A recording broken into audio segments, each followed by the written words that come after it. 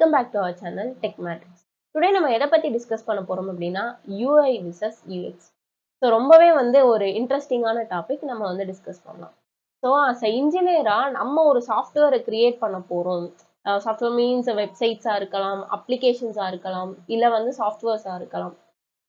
வெப்சைட்ஸ்னா நம்ம Google குரோம்குள்ள use பண்ணுவோம் இல்லையா, like W3 school, Canva, Amazon, Flipkart, so இந்த மாதிரியான வெப்சைட்ஸ். ஆப்ஸ்லாம் நம்ம பிளே ஸ்டோர்ஸ்ல இருந்து டவுன்லோட் பண்ணுவோம்ல, இன்ஸ்டாகிராம், யூடியூப், ஸோ இந்த மாதிரியான ஆப்ஸ். சாஃப்ட்வேர்ஸ்னா நம்ம மைக்ரோசாஃப்ட் இது இப்போ நான் ஒரு ரெக்கார்டிங் ஆப் கூட சாஃப்ட்வேர் கூட யூஸ் பண்ணிட்டு இருக்கேன். ஸோ அடோபி ப்ரீமியம் ப்ரோ இந்த மாதிரி நிறைய சாஃப்ட்வேர்ஸ் இருக்கு. ஸோ இந்த மாதிரி டிஜிட்டல் ப்ராடக்ட்ஸை நான் கிரியேட் பண்ணணும் அப்படின்னா எனக்கு யூஐயும் யூஎக்ஸும் ரொம்பவே எசென்சியலான ஒரு விஷயம். பார்க்கறதுக்கு நல்லா இல்லைனாலும், யூஸ் பண்றதுக்கு நல்லா இல்லைனாலும், அந்த ப்ராடக்ட் நம்ம ரிலீஸ் பண்ணி பிரயோஜனமே இல்லாம போயிடும். ஸோ ஏன்னா நமக்கு இப்போ கம்பேரிட்டிவ்லி நிறைய வெப்சைட்ஸ் இருக்கு இல்லையா. ஸோ W3 ஸ்கூலுக்கு நிகரா ஜாவா பாயிண்ட். ஸோ நமக்கு எந்த யூஐ நல்லா இருக்கோ, ஸோ நமக்கு ப்ரிஃபரான ஒரு வெப்சைட்டை தானே நம்ம ஃபோக்கஸ் பண்ணி எடுக்கிறோம். ஸோ அந்த மாதிரி தான் அஸ் அ யூசர் சைட்ல இருந்து நமக்கு அந்த ப்ராடக்ட் நல்லா இருக்கணும் அப்படிங்கிறது தான் இதோட மெயின் மோட்டிவே இதுதான். இப்போ நம்ம யூஐனா என்ன, யூஎக்ஸ்னா என்ன அப்படிங்கிறத சிம்பிளா புரிஞ்சுக்கலாம். யூஐ அப்படிங்கிறது நம்ம கண்ணால பார்க்குற விஷயத்த, அந்த விஷுவலா நம்ம பார்க்குற விஷயத்த தான் யூஐன்னு சொல்றோம். யூஎக்ஸ் அப்படின்னா நம்ம யூஸ் பண்றோம் இல்லையா, யூஸ் பண்ணிட்டு இருக்கப்ப நம்ம எப்படி அந்த சாஃப்ட்வேர் யூஸ் பண்றப்ப ஃபீல் பண்றோம் அப்படிங்கிறத பத்தி பார்க்கறது தான் யூஎக்ஸ். ஓகே, நான் சிம்பிளா சொல்லணும் அப்படின்னா நான் ஒரு வெப்சைட்ஸ் ஓப்பன் பண்றேன். எக்ஸாம்பிளுக்கு நான் அமேசான் வெப்சைட் ஓப்பன் பண்ணியிருக்கேன். ஸோ இதில் யூஐனா நம்ம எதை சொல்லணும், லைக் இதில் அமேசான் லோகோ இருக்கு, இதில் இமேஜஸ் இருக்கு, கலர்ஸ் டிஃப்ரென்ஷியேஷன் இருக்கு, தென் அது என்ன கலர்னே தெரியல எனக்கு, ஆக்சுவலி கிளார் அடிக்குது. ஸோ இந்த மாதிரி கலர்ஸாக இருக்கட்டும், இமேஜஸ், ஸோ இந்த ஸ்லைடர், இது எல்லாமே என்ன அப்படின்னா யூஐக்குள்ள அடங்குற ஒரு விஷயம். சரி, யூஐ எனக்கு சொன்னதும் புரிஞ்சிருச்சு. சில பேருக்கு இந்த யூஎக்ஸ் நிறைய பேர் சொன்னாலும் கொஞ்சம் குழப்பமாவே இருக்கும். ஸோ அதை நான் உங்களுக்கு கிளாரிஃபை பண்றேன். எக்ஸாம்பிளுக்கு நான் ஃபேஸ்புக் எடுத்திருக்கேன். ஸோ இந்த ஃபேஸ்புக் லாகின் பார்த்தீங்க அப்படின்னா எனக்கு யூசர் நேம் பாஸ்வேர்டு இருக்கு. இப்போ நான் ஒரு யூசர், ஓகே, எனக்கு பாஸ்வேர்டு மறந்துடுச்சு. இந்த இடத்துல எனக்கு ஃபர்கட் பாஸ்வேர்டு இல்லை. அப்போ நான் என்ன பண்ண முடியும், அந்த அப்ளிகேஷனே என்னால் என்ன பண்ணிக்க முடியாது அப்படின்னா யூஸ் பண்ண முடியாது. ஸோ இப்போ இது யூசர் எக்ஸ்பீரியன்ஸ்ல ஒரு பேட் யூசர் எக்ஸ்பீரியன்ஸாக இருக்கும். ஸோ இதுவும் இப்படிதான் இருக்குமா அப்படின்லாம் கிடையாது. ஸோ இதை தாண்டி இன்னொன்று எக்ஸாம்பிள் பார்த்தோம்னா அமேசானுக்கு வரேன். ஸோ இதில் பார்த்தீங்க அப்படின்னா எனக்கு 2 மொபைல் ஆர்டர் பண்ணணும். நான் என்ன பண்ண முடியாது, ஒவ்வொரு தடவை போய் ஆட் டு கார்ட் கொடுத்து ஒருக்கா பேமெண்ட் முடிச்சுட்டு திரும்ப நான் திரும்ப அடுத்த பேமெண்ட் பண்ணக்கூடாது. இப்போ நான் ஆட் டு கார்ட் கொடுத்தேன்னு வச்சுக்கோங்க, இப்போ எனக்கு 1 வந்துருச்சு. இப்போ நான் 2 ப்ராடக்ட் கொடுத்துட்டேன்னா எனக்கு ஒரே வேலையில அடுத்து நான் பை பண்றப்ப ஈஸியா இருக்கும். ஸோ இந்த மாதிரிலாம் என்ன தேவை அப்படிங்கிறத பார்த்துட்டு அதுக்கேத்தாப்புல யூஸ் பண்றது தான் என்ன அப்படின்னா யூசர் எக்ஸ்பீரியன்ஸ். ஓகே ஓகே, நம்ம இப்போ தியரட்டிக்கல் கான்செப்ட்குள்ள போயிடலாம். யூஐ அப்படிங்கிறது நம்ம பார்த்ததா it is a process of creating a visual and interactive elements. இப்போ பார்த்தோம்ல, பார்க்குற விதமா இருக்கட்டும், அதில் இன்ட்ராக்ட் பண்ற விதமா இருக்கட்டும்.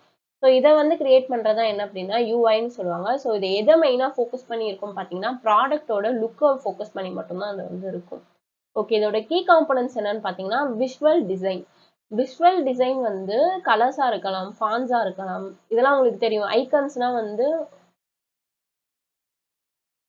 ஐக்கன்ஸ், இந்த கீழே டெக்ஸ்ட்டுக்கு டி இந்த மாதிரி ஐக்கன்ஸ் கொடுத்துருக்காங்களா, இதுதான் ஐக்கன்ஸ். லேஅவுட்ஸ் அப்படின்னு பார்த்தீங்கன்னா லேஅவுட்ஸ்னா நம்ம பேஜ் எப்படி இருக்கணும் அப்படிங்கிற அந்த ஒரு லேஅவுட்ஸ். ஓகே, இப்போ கூட நம்ம 2 காலம் லேஅவுட்ஸ் பார்த்தோம் அமேசான்ல. ஸோ இதெல்லாம் 2 காலம் லேஅவுட்ஸ் எப்படி இருக்கணும் அப்படிங்கிற லேஅவுட்ஸ். இதெல்லாம் நீங்க ரியல் டைமா பார்த்தீங்க அப்படின்னா யூஸ்ஃபுல்லா இருக்கும். Next interactive elements. Interactive elements like button, ஒன்றும் இல்லை, இப்போ போயிட்டு அமேசான்ல ஆட் டு கார்ட்டுங்கிறது ஒரு பட்டன் தான், இங்க இருக்கிறது ஒரு பட்டன் தான். ஸோ இந்த மாதிரி பட்டன்ஸ். அடுத்து ஸ்லைடர்னா இந்த இங்க இருக்கு இல்லையா, இதுதான் ஸ்லைடர்.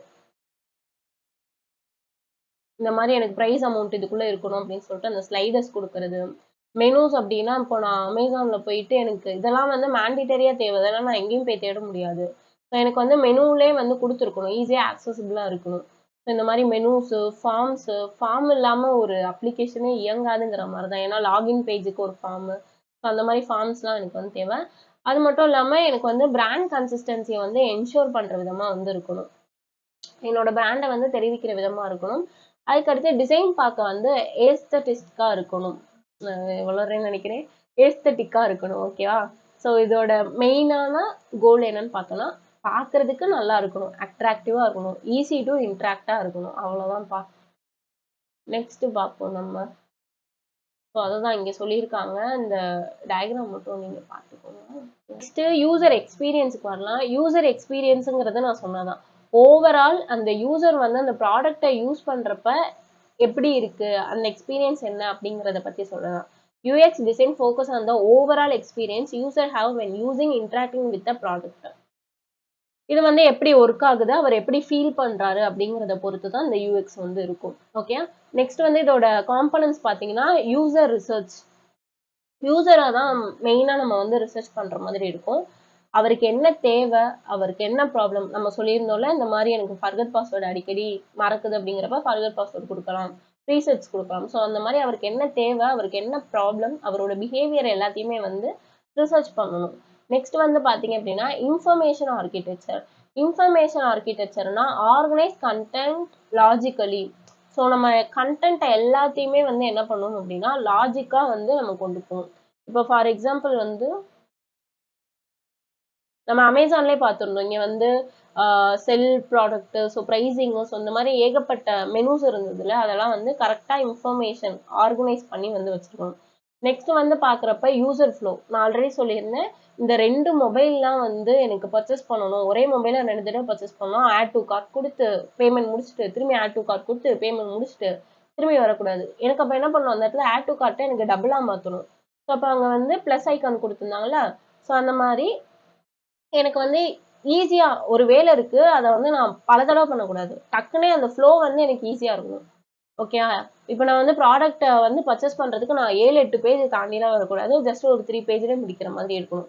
அடுத்து வந்து usability and accessibility. Usability and ஆக்சசிபிலிட்டினா இது வந்து எல்லாருக்குமே வந்து இந்த ப்ராடக்ட் வந்து ரீச்சபிளா இருக்கணும். இப்போ வந்து பிளைண்ட்ஸ் இருப்பாங்க, ஸோ அவங்களுக்கு வந்து கேட்க தான் முடியும். ஸோ அந்த மாதிரி ஸ்பீச் ரெகனைசேஷன் இந்த மாதிரிலாம் வச்சிருக்கணும். இப்போ யூடியூப்லாம் எடுத்துக்கிட்டிங்கன்னு வச்சுக்கோங்க, இதில் கேப்ஷன்ஸ் ஆட்டோ கேப்ஷன்ஸ் இருக்கும். ஸோ அதனால காது கேட்காதவங்க கூட ஈஸியாக வந்து நம்மளால பார்த்து அதில் அண்டர்ஸ்டாண்ட் பண்ணிக்க முடியும். ஸோ அந்த மாதிரி எல்லாராலையுமே வந்து ஆக்சஸ் பண்ணுற விதமாக இருக்கணும். அடுத்து பார்த்தீங்க அப்படின்னா ப்ரோட்டோடைப்பிங் அண்ட் டெஸ்டிங். ப்ரோட்டோடைப்பிங் அப்படின்னா ஒரு நிமிஷம்.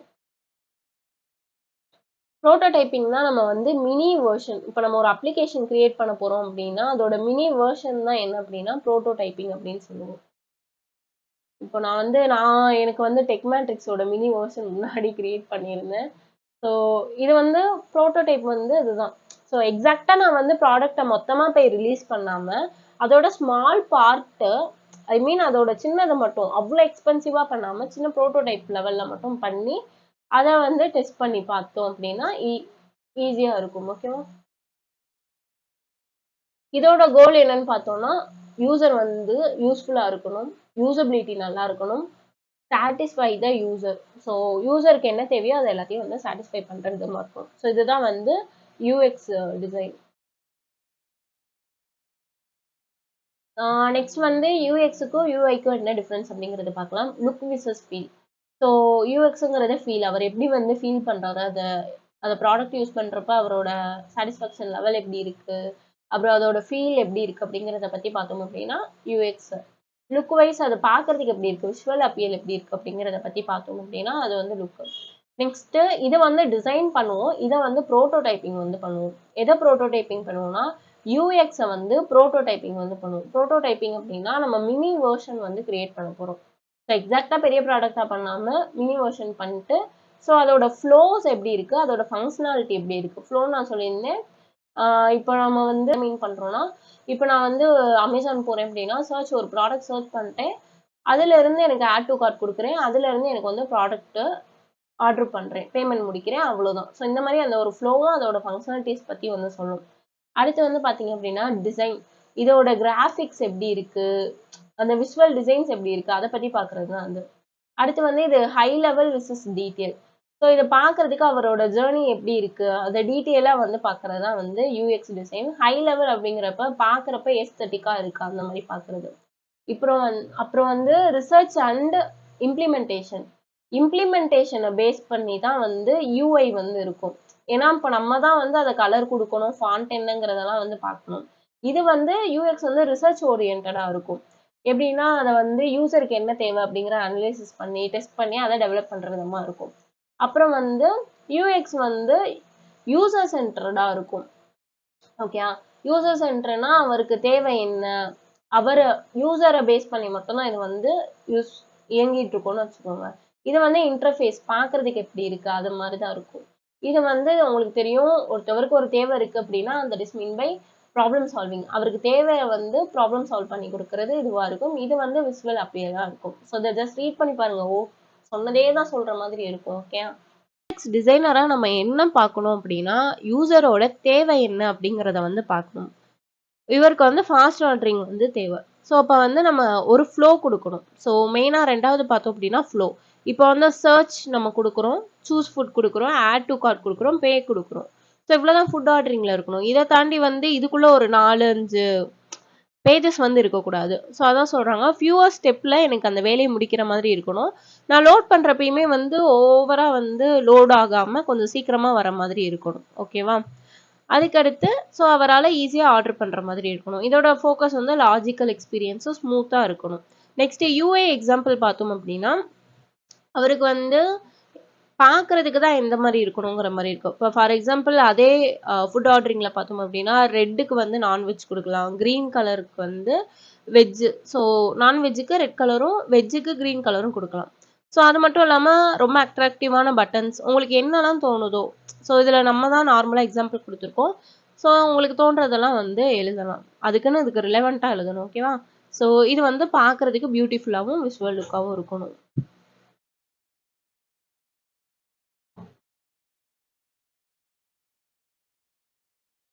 நெக்ஸ்ட் பார்த்தீங்க அப்படின்னா relationship between UI and UX. UI இல்லாமல் ஒரு ப்ராடக்ட்டும் ரன் ஆகுது, யூஎக்ஸ் இல்லாமல் ஒரு ப்ராடக்ட்டும் ரன் ஆகுது. ரெண்டுமே வந்து எப்படின்னா இன்டர்டிபெண்ட்டாக இருக்கும். யூஎக்ஸ் நல்லா இருந்து யூஐ புவராக இருந்துச்சுன்னா பார்க்கறதுக்கே நல்லா இல்லாமல் இருக்கும். இதே யூஐ நல்லா இருந்து யூஎக்ஸ் புவராக இருந்துச்சுன்னா அவர் வந்து அந்த ஆப்பை யூஸ் பண்ணுறப்ப அவருக்கு ரொம்ப கன்ஃபியூசனாக இருக்கும். ஓகேவா? அதுக்கு வந்து ஒரு நல்ல எப்படி சொல்ற நல்ல ரெஸ்பான்ஸே இல்லாமல் இருக்கும். நெக்ஸ்ட் வந்து பார்த்தோம் அப்படின்னா யூஐக்கும் யூஎக்ஸுக்கும் என்ன ஒரு ரிலேஷன்ஷிப் அப்படின்னு பார்த்தோம்னா இந்த ரெண்டுமே வந்து இன்டர்டிபெண்ட். ரெண்டுமே கண்டிப்பாக ஒரு ஆப் நம்ம கிரியேட் பண்ணுறோம் அப்படின்னா ரெண்டுமே தேவை. ஓகேயா? ஸோ இதில் வந்து யூஎக்ஸ் நல்லா இருந்து யூஐ புவராக இருந்ததுன்னா அது பார்க்கவே ரொம்ப அன்அட்ராக்டிவாக இருக்கும்.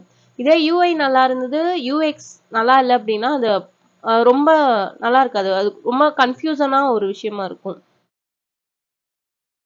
ஒரு ப்ராடக்ட்டோட யூஐ வந்து நல்லா இருந்து யூஎக்ஸ் வந்து நல்லா இல்லாம இருந்துச்சு அப்படின்னா அந்த அப்ளிகேஷன் யூஸ் பண்றதுக்கே கன்ஃபியூஷனா இருக்கும், ரொம்ப லேட்டன்சியா இருக்கும். இப்போ ஒரு நல்ல சக்சஸ்ஃபுல்லான ப்ராடக்ட் நம்ம ரெடி பண்ணணும் அப்படின்னா யூஐயும் நல்லா இருக்கணும், யூஎக்ஸும் வந்து நல்லா இருக்கணும். ஸோ மெயினாக நம்ம இன்னைக்கு டிஸ்கஸ் பண்ணது இதுதான், யூஐனா என்ன யூஎக்ஸ்னா என்ன அப்படின்னு சொல்லிட்டு. ஸோ நான் வந்து ஸோ மறக்காம நம்மளோட சேனலை சப்ஸ்கிரைப் பண்ணுங்க, லைக் பண்ணுங்க அண்ட் கமெண்ட் பண்ணுங்க. உங்களோட அப்ரிசியேஷன் தான் எனக்கு அடுத்தடுத்த வீடியோ போடுறதுக்கு மோட்டிவேஷனலாக இருக்கும். தேங்க்யூ.